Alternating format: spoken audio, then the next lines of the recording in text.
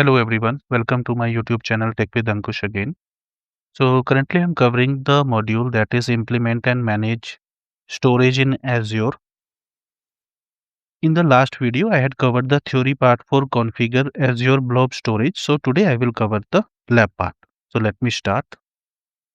So first of all I will create a storage account with high availability. So let me first create a storage account.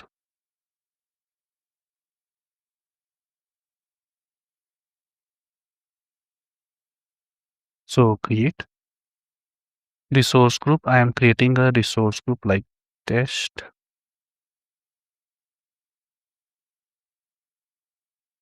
blob rg. Then storage account name, I can change it to like public website.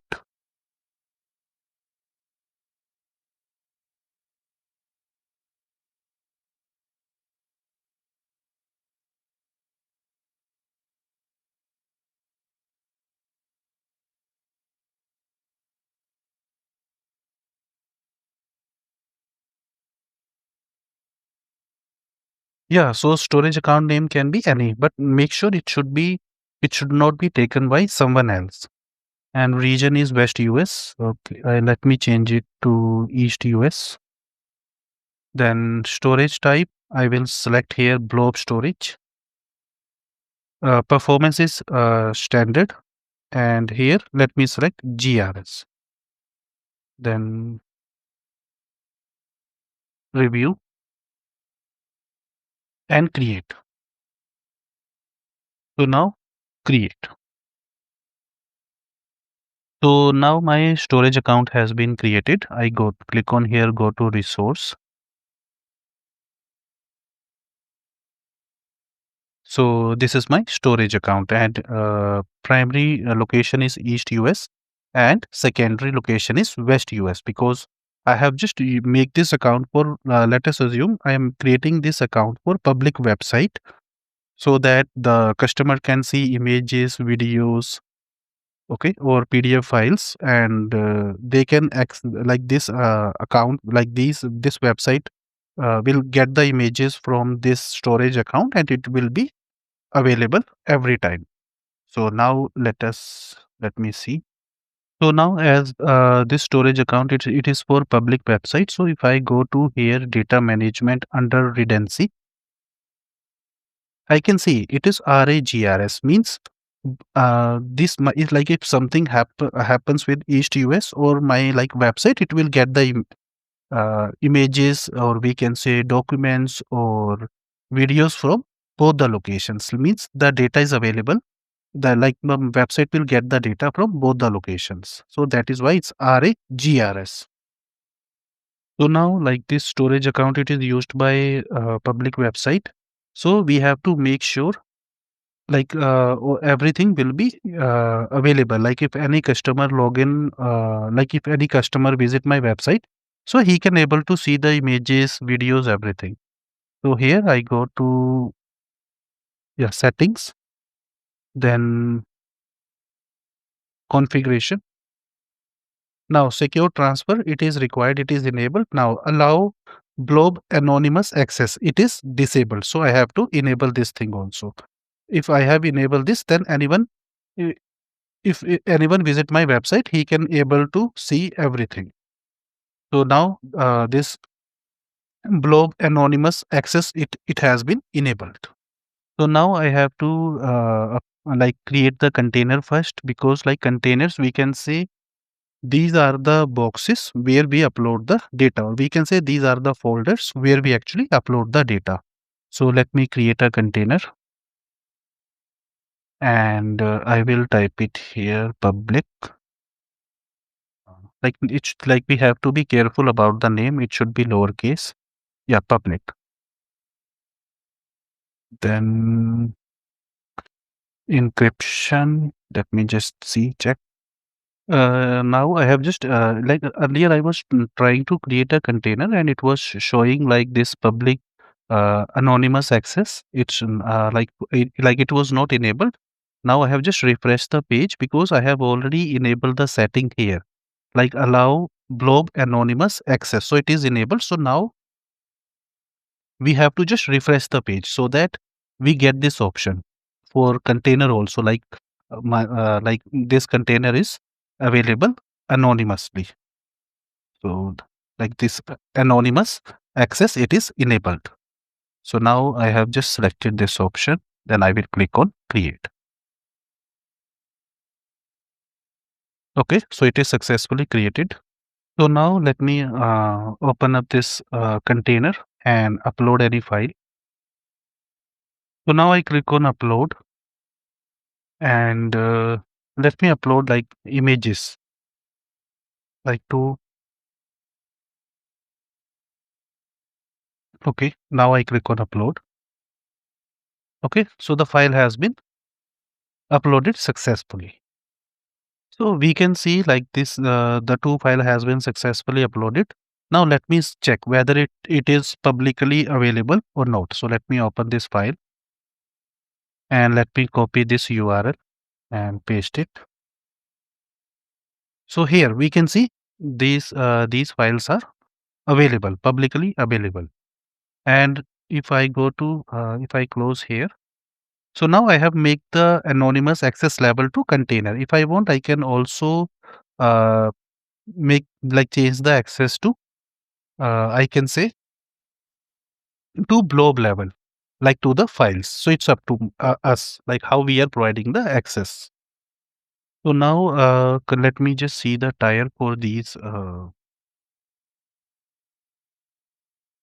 images. So now if I click on here, now I can see the option change tier. So currently it is on hot. In hot means like we can get the access of the files frequently. Like we are accessing the files frequently, or we are making the changes on the on our data frequently. So here in access tab tier, if I click on here cool, then I can still able to access the file. So if I click on open this,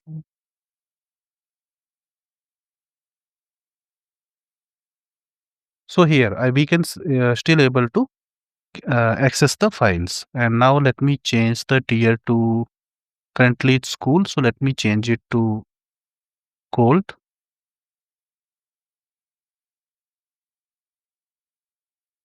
Copy URL. So still the file is accessible. Now what I will do, I will change the tier to archive. So I in the last video I have described about these tiers. Like if we need the file image, like if we need the data on frequently basis, then we store the data in hot tier. And if we need the data within 30 days, then we will save the data in cool.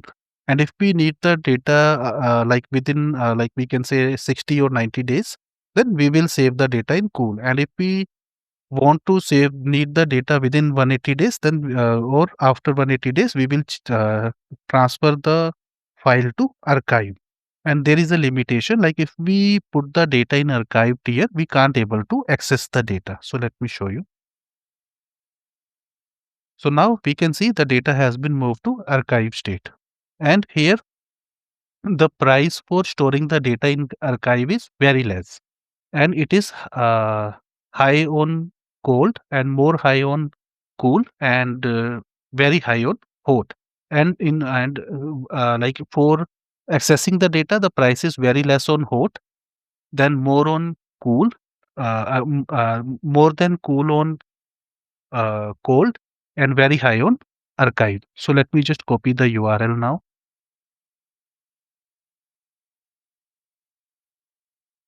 Okay, so I think it didn't refresh.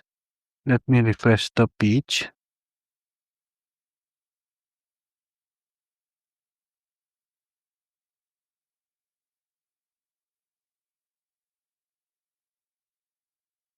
It might be, I think it's still, let me, let me just check.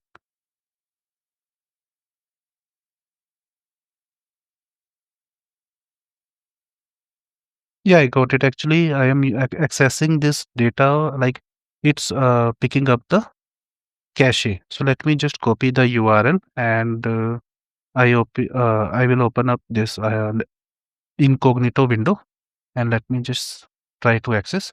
So here, like this, it says this operation is not permitted on an archive blob. Means we cannot access the data on archive tier. So if now if I have to change it to like if I have to move the data from archive to different tier, so we can see the options now here. If we try to move the data to other tier, then this rehydration process is required. And here, so and it can take for completion of rehydration, it can take like several hours to complete. But if we need the data on urgent basis and if the data is saved in the archive tier, then we can use this option like high. Here the price will be more, but we will get the data like less than like the normal period of time. So here let me just change it to standard and let me click on save. So here we can see the data is rehydrating to hot and it will take several hours depending on the data. Now I will check the soft delete for the data, like in case if my data has been deleted by mistake. So I have the option to restore it or not. So let me go to the storage account. Then here, so we can see blob soft delete, like there it is 7 days, means I can change it to any time. Like I can change it to 20 days, 30 days. Let me change it to 30. Okay. So here is the limit. Let me just see. So it should be 1 to 365 days. Means if my data gets deleted by someone by mistake, so if I have type here 365, means within 365 I can recover the data. So in this way, we can create the soft delete for the blobs and we can also create soft delete for the containers. So now let me leave it to 7 only and I go here, then containers, public, and let me delete this file. Yeah, delete. Also delete snapshots. So I'm deleting snapshots also. So now the file has been deleted. So if I refresh it, if I will refresh here, so now my file has been deleted. But in the soft delete, I had checked the option for 7 days. Mean for within 7 days, I can able to retrieve my file. So here I will select here.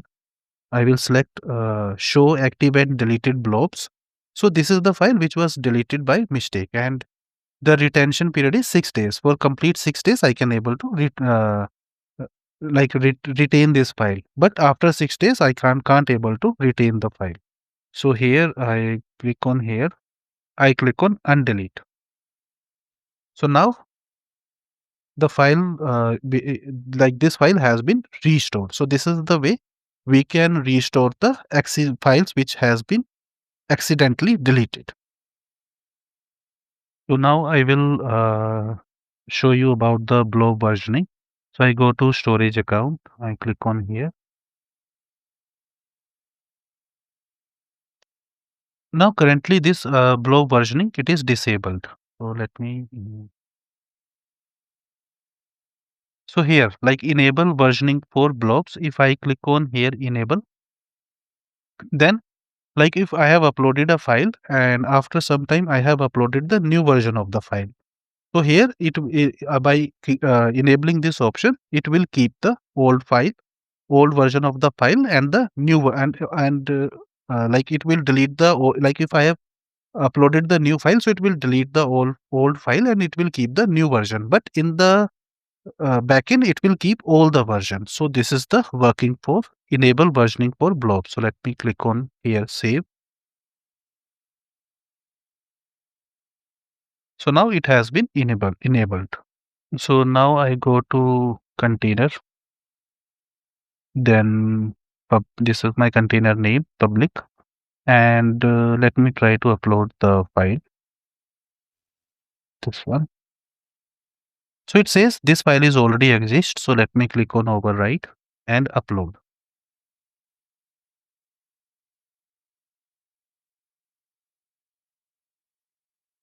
Okay, so currently this is in archive mode. So let me upload the other file. This one.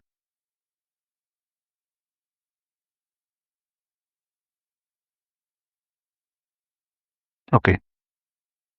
So now let me refresh it.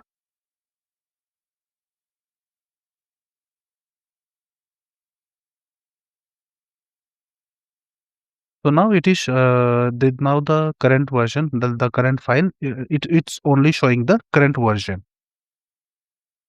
And just a second, let me check. So now let me just refresh the page.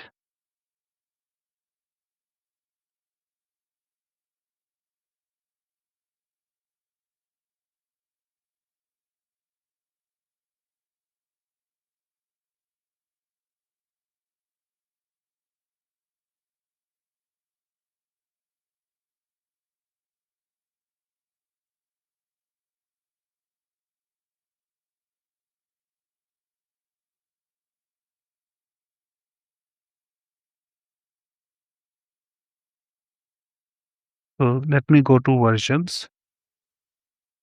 Yeah, so here, yeah, this is the let me just select here. So this is the deleted version of my file.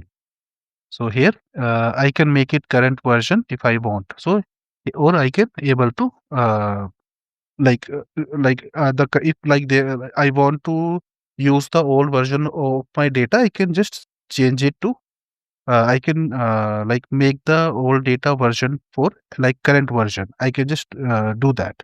Like here, I click on here. I can select my old version and make it as current version. So this is the way we can enable the blob versioning, and we can get the old versions of our blob. So that's all for today. And in next video, I will cover the theory for storage. We can say security. So that's all for today. And thank you, and have a wonderful day.